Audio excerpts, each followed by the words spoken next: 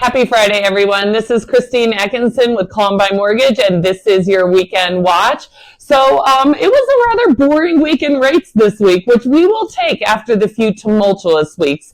You would have thought perhaps with the inauguration and the first few days in office that we would have seen some sort of movement, but we really didn't. We ended the week where we started with a benchmark rate of 6.99%, just hanging on to those sixes. In terms of the market, it was also a relatively slow week with only 714 houses going under contract. We did have that Arctic front, I'm sure you haven't forgotten about, and it was Martin Luther King holiday weekend. So buyers basically, in large part, stayed home.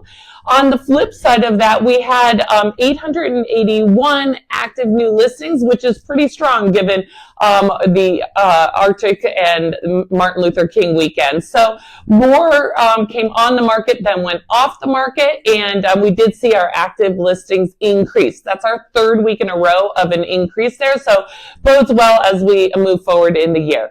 Another trend that we are seeing is people are actually interested in moving who have a current low interest rate. Getting lots of consultations to go over how to actually make that happen. There's really kind of two main things that come into play here is A, how do we get the equity money for the new down payment? That will be a source of another weekend watch. But the other one is how do we cover that mortgage? If you're in a lovely financial position, you might just be able to do that. But in large part, people need a little assistance there.